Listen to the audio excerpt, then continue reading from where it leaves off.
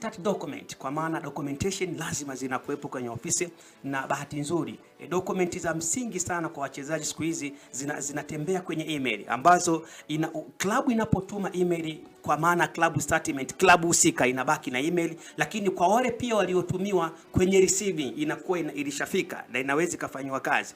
Maana yake nini? Unapomsikiliza mwalimu Selemani anazungumza, kwa maana kwamba ili issue ilikuwa ni yeye na Simba, then Simba wanatakiwa kwenda kumalizana na klabu ya Wydad. Unaweza ukaiona kwamba issue ya loans ya mkopo wa mwalimu ilikuwa iko kwenye circulation ya mafiga matatu, kwa maana ya mwalimu mwenyewe kama mchezaji ama kama professional player, lakini pia Simba kama klabu ambayo anachezea kwa mkopo, lakini na klabu ambayo inamtoa kwa maana ya Wydad. Ilikuwa lazima ifanyike clear discussion ambayo ni kubwa, ili kuweza kumpa thamani halisi ya kwamba huyu mchezaji sasa wanamwacha ama anatakiwa kupewa ile respect ya kwamba anatakiwa kwenda kuichezea Simba na kila kitu kinatakiwa kuwa kwenye ubora mkubwa, kwenye usawa. Bahati nzuri issue hapa, ukimjaribu kumsikia mwalimu pamoja na Simba ni kama hakuna tatizo lolote, lakini hata wao Simba ile barua iliyotolewa na Wydad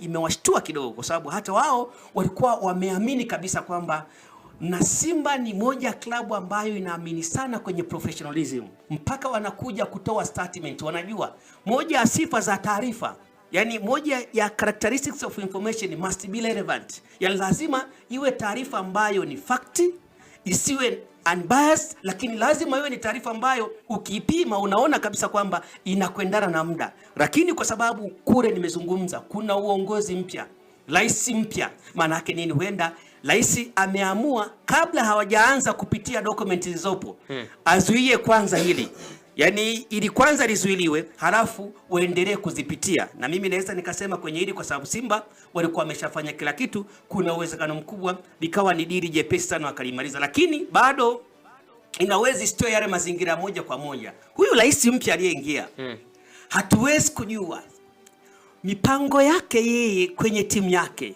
Na ukijaribu kumtazama mwalimu, alikuwa ni for future. Muda mwingine alikuwa anazungumza kwenye project za Wydad, alikuwa anaonekana ni kama mchezaji ambaye hataki kuuzwa. Inawezekana pia Wydad wakamtazama, uongozi mpya wakaona huyu anaweza akatusaidia, wakatengeneza mazingira makubwa ya kuweza kuikataa hii ofa ambayo rais wa kwanza alitengeneza. Tukaona taarifa nyingine zinazofuata mbele za tofauti. Ndio, wewe kwenye hili Wydad unadhani taswira yake nini? Kwa sababu